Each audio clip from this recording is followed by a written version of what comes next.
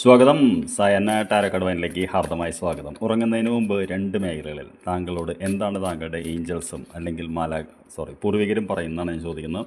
അപ്പോൾ 2 കാർഡുകൾ നമ്മൾ എടുക്കുന്നത് ഏത് സിറ്റുവേഷനിലെ കുറിച്ചിട്ടാണ് അവർ ചോദിക്കുന്നത് അറിയാൻ വേണ്ടിയിട്ടാണ്. ഇനി നമുക്ക് ഏഞ്ചൽസ് ആൻഡ് ആൻസസ്റ്റേഴ്സ് എന്ന് പറയുന്ന കാർഡിൽ അവരുടെ ഗൈഡൻസ് ചോദിക്കാം. എന്താണ് അവർക്ക് പറയാനുള്ളത് എന്നുള്ളത്. അപ്പോൾ എന്താണ് അവർക്ക് പറയാനുള്ളത് നമുക്ക് നോക്കാം. Situation number 1. ആദ്യം എന്ത് കാര്യത്തെക്കുറിച്ചാണ് സംസാരിക്കുന്നത് നമ്മൾ ചോദിച്ചപ്പോൾ നമുക്ക് ഹീറോഫൻ്റ് എന്ന് പറയുന്ന ഒരു കാർഡാണ്. ഈ കാർഡെന്ന് പറയുന്നത് നമ്മുടെ പാരമ്പര്യം അല്ലെങ്കിൽ നമ്മുടെ സ്റ്റേറ്റസ് കോ എന്ന് പറയുന്ന ഒരു കാർഡാണ്. അപ്പോൾ ഈ കാർഡ് വരുമ്പോൾ തീർച്ചയായിട്ടും താങ്കൾ ആലോചിച്ചുകൊണ്ടിരിക്കുന്നത് ഒന്നെങ്കിൽ പാരമ്പര്യപരമായിട്ടുള്ള എന്തെങ്കിലും കാര്യം ബ്രേക്ക് ചെയ്യാനുള്ളതാണ്, അല്ലെങ്കിൽ സ്റ്റേറ്റസ് കോ എന്ന് പറയും ഇപ്പോഴുള്ള എന്തെങ്കിലും ബ്രേക്ക് ചെയ്ത് പുതിയതെന്തെങ്കിലും ചെയ്താലോ എന്ന് പറയുന്ന ഒരു സിറ്റുവേഷനിലാണ് ഇരിക്കുന്നത്. അതായത് എന്തോ ഒരു റിസ്ക് എടുക്കാൻ തയ്യാറായി നിൽക്കുന്ന ഒരാളാണെന്നാണ് ഈ കാർഡ് കണ്ടാൽ എനിക്കറിയാൻ പറ്റുന്നത്. എന്താണ് അവർക്ക് താങ്കളോട് ഇപ്പോൾ പറയാനുള്ളത് എന്നുള്ളതാണ്. സമ്മർ എന്നുള്ളതാണ്, bask in Joy and light എന്നുള്ളതാണ്.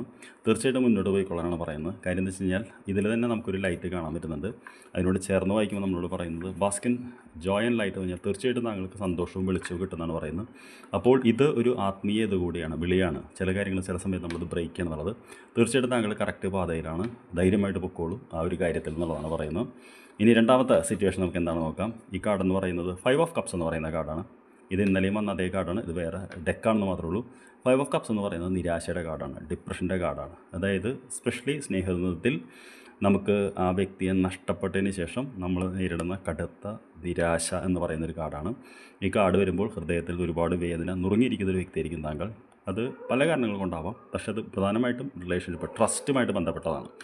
ഇതിനെക്കുറിച്ച് എന്താണ് അവർക്ക് പറയാനുള്ളത് നമുക്ക് നോക്കാം. What they have to say. അവരുടെ അഡ്വൈസ് എന്ന് പറയുന്നത് വൈസ് വൺ എന്ന് പറയുന്ന കാർഡാണ്. Grow within your current situation എന്നുള്ളതാണ്.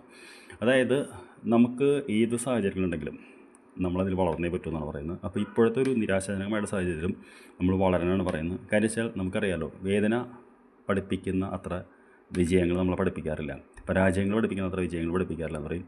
അപ്പോൾ ചില പരാജയങ്ങൾ ചില പാഠങ്ങൾ പഠിക്കാൻ വേണ്ടിയിട്ടുള്ളതാണ്. അപ്പോൾ തീർച്ചയായിട്ടും ഇന്ന് അതാണ് പറയുന്നത്. കേൾക്കുമ്പോൾ നിങ്ങൾക്ക് വലിയ രസമൊന്നും തോന്നില്ലെന്ന് എനിക്കറിയാം, പക്ഷേ കാർഡിൽ കണ്ട കാര്യം പറയാൻ മാത്രമല്ലേ പറ്റുള്ളൂ. അപ്പോൾ തീർച്ചയായിട്ടും ഇത് താങ്കൾക്ക് വളരാനുള്ളതാണ്. താങ്കൾ ഇതിൽ നിന്ന് വളർന്ന് നല്ലൊരു ഇതിലേക്ക് എത്തുന്ന തന്നെയാണ് പറയുന്നത്. അപ്പോൾ ഇത് പൂർവികം പറയുന്നതാണ്, ഇത് ഏഞ്ചൽ വരുന്നതാണ്. ഇത് രണ്ടുമാണ് ഇന്നുറങ്ങുന്നതിന് മുമ്പ് താങ്കളെ അറിയിക്കുന്നവർ.